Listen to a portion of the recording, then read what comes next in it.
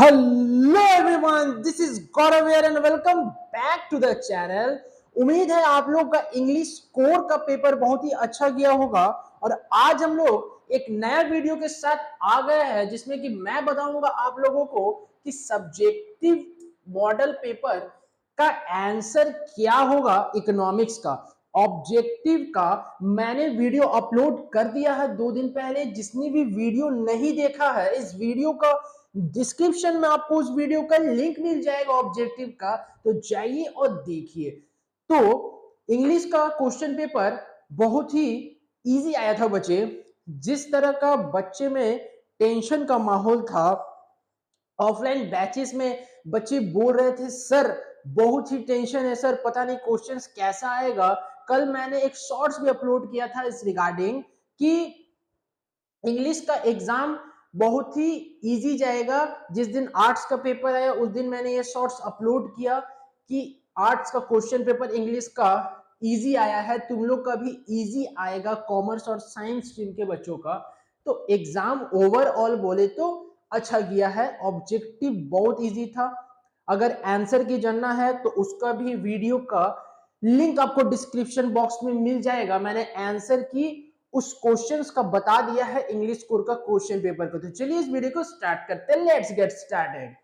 तो सबसे पहले हम लोग बात करेंगे बच्चे कि क्वेश्चन क्या पूछा है। देखिए क्या पूछा है, explain any 5 from the following question, जिसमें कि आपको हर एक क्वेश्चन का 2 मार्क्स मिलेगा। ठीक है, ठीक है sir. Define micro economics. Micro economics क्या होता है? माइक्रो इकोनॉमिक्स वो इकोनॉमिक्स का टाइप होता है जिसमें कि हम लोग एक इंडिविजुअल को लेकर के बात करते हैं। एक इंडिविजुअल का हर एक पॉइंट ऑफ व्यू को देखते हैं। एक इंडिविजुअल का डिमांड देखेंगे, एक इंडिविजुअल का सप्लाई देखेंगे, एक इंडिविजुअल का प्रोडक्शन फंक्शन देखेंगे। हर एक बात हम लोग इंडिविजुअल को लेकर के करते हैं। और वही मैक्रो इकोनॉमिक्स में क्या देखते हैं बच्चे कि एज अ होल पूरा इकोनॉमी को लेकर के हम बात करते हैं। जैसे वहां पे इंडिविजुअल डिमांड इंडिविजुअल सप्लाई नहीं होगा, वहां पे क्या होगा, एग्रीगेट डिमांड और एग्रीगेट सप्लाई होगा। एग्रीगेट मींस टोटल, जैसे एग्रीगेट डिमांड तो मींस टोटल डिमांड। इसका मतलब जितने भी कंज्यूमर प्रेजेंट है इकोनॉमी में उन सारा का डिमांड स्टडी करेंगे मैक्रो इकोनॉमिक्स में। और माइक्रो इकोनॉमिक्स में इंडिविजुअल को हम लोग कंसीडर करते हैं। क्लियर है? क्लियर है sir. Now move to next question. Question number 2 क्या पूछता है, what do you mean by market.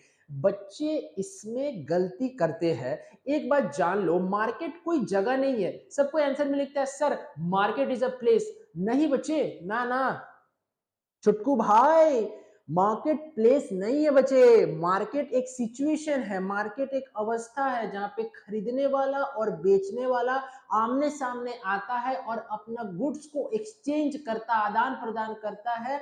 And it is valued in terms of money, और मनी का फॉर्म में उसको बताता है। तो बच्चे मार्केट को कभी प्लेस मत लिखिएगा। मार्केट एक सिचुएशन है, एक अवस्था है। क्लियर है? क्लियर है sir. Now move to next question. What is the meaning of monopoly? Monopoly का मतलब क्या होता है सर? देखो, mono means one, poly means seller. तो एक ऐसा मार्केट स्ट्रक्चर जहां पे एक सेलर प्रेजेंट है और बहुत सारे बायर्स प्रेजेंट है। क्या बोला मैंने बच्चे?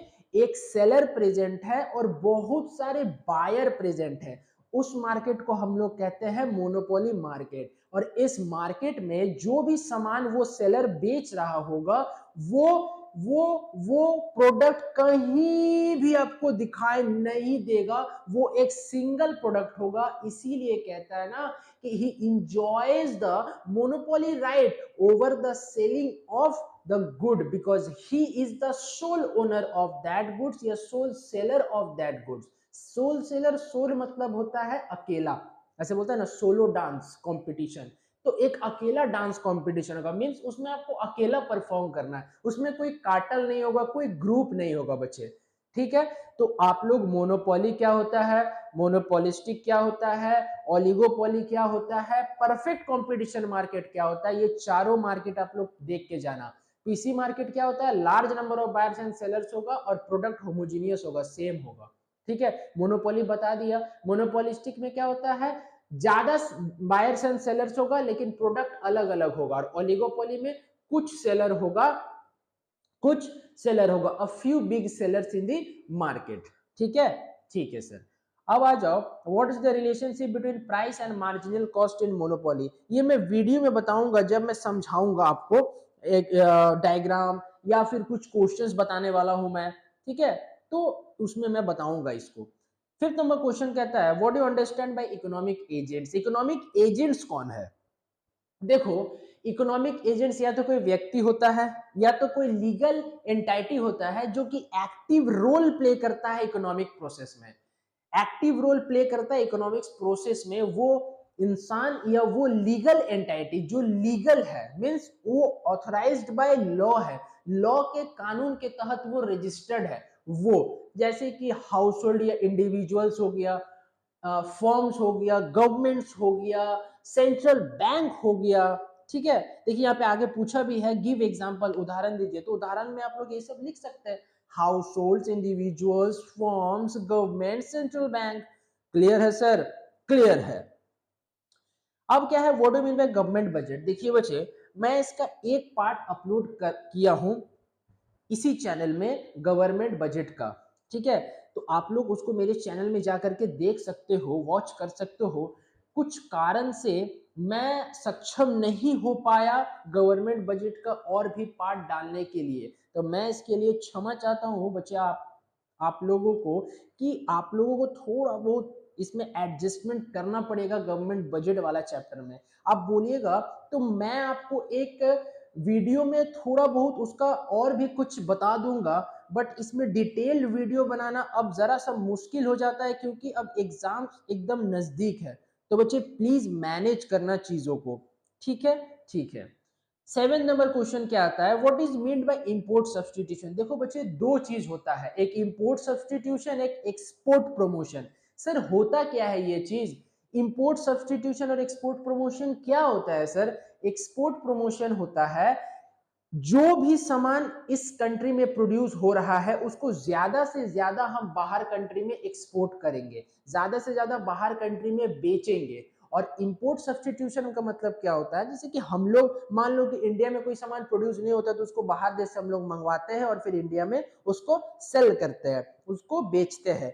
तो क्यों ना जो सामान हम बाहर देश से मंगवा रहे हैं उसी को अगर हम लोग इंडिया में प्रोड्यूस करने लग जाए तो इंडिया का पैसा इंडिया के पास रह जाएगा, जो डोमेस्टिक करेंसी है वो डोमेस्टिक कंट्री में ही रह जाएगा, तो वो बेटर होगा ना।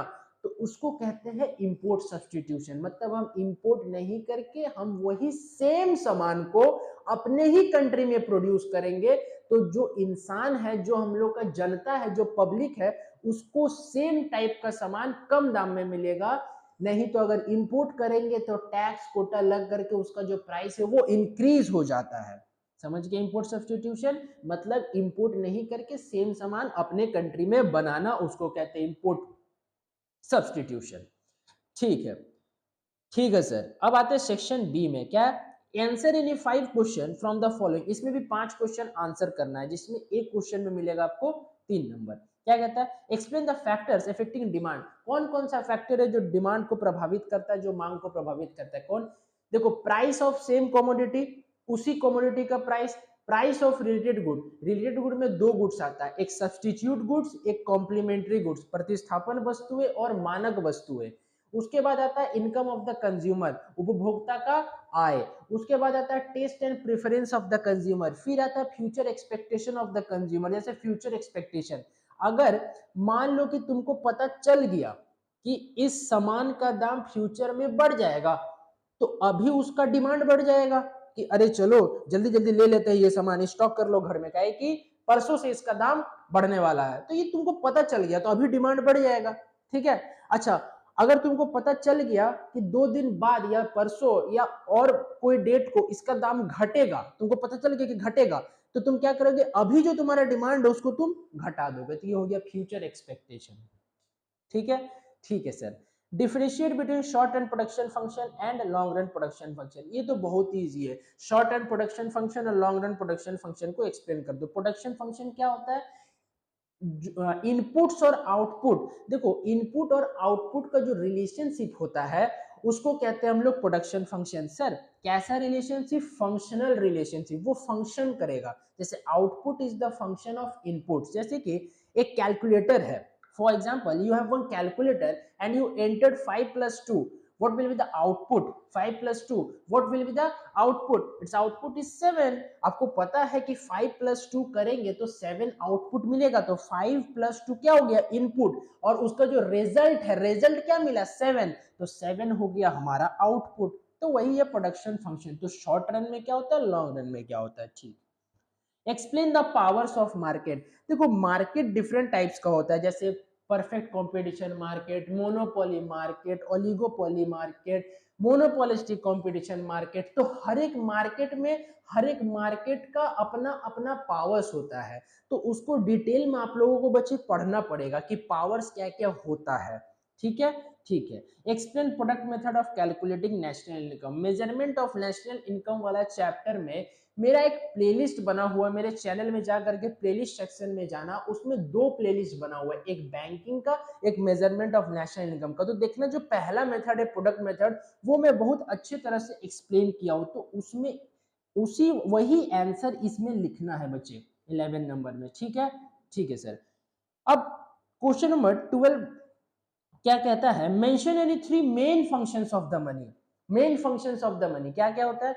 Medium of exchange, measure of value, standard of deferred payment, store of value और ट्रांसफर ऑफ वैल्यू। मनी एक माध्यम बनता है आदान प्रदान का, एक मेजर ऑफ वैल्यू बनता है, स्टैंडर्ड ऑफ डेफर्ड पेमेंट बनता है। फ्यूचर में अगर हम कुछ पेमेंट करना चाहे, मान लो किसी से हम लोन लिए, किसी से उधार लिए, अब उसको हमको पेमेंट करना है तो हम मनी से करेंगे। ठीक है। अच्छा, स्टोर ऑफ वैल्यू, कोई ज्वेलरी है, कोई और आइटम है जिसको कि बेच करके हम पैसा ले सकते हैं, तो उसको हम स्टोर करके रखेंगे अपने पास, सुरक्षित रखेंगे। ट्रांसफर ऑफ वैल्यू, किसी को आप लोन दीजिएगा फिर भी मनी चाहिए। ठीक है। अब मान लो कि कोई लोन देगा, मान लो कि बोल देगा कि मेरे पास चावल है, लेगा तो चावल लोन थोड़ी देगा, चावल थोड़ी देगा, नहीं ना। अच्छा मान लीजिए बोलिएगा कि तुम हमको 2 गो काव दो, हमको कुछ अपना फार्म में या हमको अपना कुछ जमीन में काम करवाना है। अब बोलेगा कि सुनो, हम तुमको गाय तो दे रहे, तुमको काव तो दे रहे हैं, लेकिन अब उस पे इंटरेस्ट भी देना पड़ेगा। अब काव पे कैसे इंटरेस्ट दीजिएगा, आप और काव ला के दीजिएगा उसको। तो ये बार्टर सिस्टम में दिक्कत था, लेकिन मनी का इवोल्यूशन बहुत ही हम लोगों का काम आसान कर दिया। ठीक है। तो मेन फंक्शंस ऑफ मनी कुछ भी लिखिए आप। Right the components of aggregate of demand. Aggregate of demand का क्या क्या कंपोनेंट्स है? 4 कंपोनेंट्स होता है बच्चे। Consume, household consumption expenditure, investment expenditure, government expenditure और नेट एक्सपोर्ट। देखो गवर्नमेंट 2 तरह से काम करती है, एक as a producer and as a consumer. ठीक है। अब 14 नंबर में क्या है? If the value of MPC is 0.75 then calculate the value of multiplier. हम मल्टीप्लायर बहुत ही अच्छा से एक बार हम समझा देंगे, जो कि सैटरडे को 6:30 में मेरा एक वीडियो आएगा क्वेश्चंस का, उसमें मैं मल्टीप्लायर को एक बार अच्छा से समझा दूंगा, तो ये क्वेश्चन इजीली सॉल्व हो जाएगा। तो रेडी रहना, सैटरडे को 6:30 PM में मल्टीप्लायर और इंपॉर्टेंस क्वेश्चन को लेकर के, ठीक है, हम लोग चर्चा करेंगे। ठीक है सर। अब आता है सेक्शन सी में, answer any 3 from the following question. इन प्रश्नों में से, निम्नलिखित में से किन्हीं 3 का उत्तर लिखिए, जिसका एक का उत्तर में आपको मार्क्स मिलेगा 5। तो देखो 15 नंबर में क्या कहता है? Calculate the price elasticity of demand from the following table. Price elasticity of demand निकालना है इस टेबल से। ठीक है, ये तो इजी क्वेश्चन हो गया। ठीक है। Explain the relationship between marginal product and average product, इसको मैं बताऊंगा। ठीक है। इसमें डायग्राम बनेगा बच्चे, ठीक है ना, और उसका रिलेशनशिप को एक्सप्लेन करना है कि एमपी बढ़ रहा है तो एवरेज प्रोडक्ट क्या हो रहा है, जब एमपी घट रहा है तो एवरेज प्रोडक्ट क्या हो रहा है। ठीक है। Explain the equilibrium of A firm in perfect competition. देखो परफेक्ट कंपटीशन का इक्विलिब्रियम डिमांड और सप्लाई डिसाइड करता है। इक्विलिब्रियम परफेक्ट कंपटीशन में डिमांड और सप्लाई डिसाइड करता है। याद रखना, जब मैं डायग्राम का वीडियो बताऊंगा उसमें मैं इस क्वेश्चन को क्लैरिफाई और बढ़िया से कर दूंगा कि एक परफेक्ट कंपटीशन मार्केट में डिमांड इक्विलिब्रियम कैसे होता है, एक परफेक्ट कोऑपरेशन मार्केट में इक्विलिब्रियम डिमांड और सप्लाई से कैसे होता है, ठीक है। Calculate NVA from the following data, बहुत ही इजी क्वेश्चन है बच्चे, बहुत ही इजी क्वेश्चन है। अभी तक भी अगर कोई डाउट में है या फिर कोई आपके फ्रेंड्स है, कोई साथी है जिन्होंने ये चैप्टर बिल्कुल नहीं पढ़ा है, मेरा प्लेलिस्ट बना हुआ है, प्लेलिस्ट का मैं लिंक दे दूंगा डिस्क्रिप्शन बॉक्स में, प्लीज आप जाके देखो, बहुत ही इजी वे में आसान तरीके से समझाया गया है। और इस चैप्टर से क्वेश्चन गारंटी आना 100% गारंटी, 120% गारंटी इस चैप्टर से क्वेश्चन आएगा। तो बच्चे इस चैप्टर को और मल्टीप्लायर वाले चैप्टर को जरा सा भी मिस मत करना। मैं मल्टीप्लायर का वीडियो सैटरडे को समझा दूंगा 6:30 PM में जो मेरा वीडियो आएगा, और ये मैं ऑलरेडी समझा चुका हूं अपना चैनल में, ठीक है। ठीक है सर। 19 नंबर क्वेश्चन क्या है, what is meant by supply of money, define the alternative measures of supply of money published by reserve bank of India. Supply of money क्या, मनी सप्लाई, एक टाइम में एक व्यक्ति के पास जितना मनी है उसको कहते हैं मनी सप्लाई, एक व्यक्ति के पास एक टाइम पे जितना पैसा है उसको कहते हैं money supply. Different measures M1, M2, M3, M4। M1 है मोस्ट लिक्विड मनी, M4 है least liquid money, M1 M2 है नैरो मनी, M3 M4 है ब्रॉड मनी। M1 का फॉर्मूला होता है C plus DD plus OD। C से currency held with public, public के पास जितना करेंसी है। DD का मतलब होता है demand deposit, demand deposit with commercial bank, मतलब जितना हम डिमांड करेंगे, मेरा जो डिपॉजिट है कमर्शियल बैंक में उसमें से हम कितनों भी डिमांड करें, कमर्शियल बैंक लायबल होगा उतना हमको पैसा देने के लिए। मान लीजिए 10 लाख मेरा जमा है, 10 लाख रुपीज मेरा डिपॉजिट है कमर्शियल बैंक में, और हमको इमीडिएटली 50,000 रुपीज चाहिए या 1 लाख रुपीज चाहिए, तो कमर्शियल बैंक हमको 1 लाख रुपीज देगा, तो इसको कहते हैं डिमांड डिपॉजिट्स। और ओडी मतलब अदर डिमांड डिपॉजिट, जैसे international bank, world bank, NABARD, ये सब में जो डिपॉजिट्स होता है इस सब को कहते हैं हम लोग अदर डिमांड डिपॉजिट्स। तो आई होप ये सब्जेक्टिव वीडियो भी आपको समझ में आ गया होगा। जो जो क्वेश्चन हम लोग वीडियो में बोले चर्चा करेंगे उसको सैटरडे का वीडियो में चर्चा करेंगे। तो till then keep learning, I will meet you soon in the next video. Till then bye bye, take care.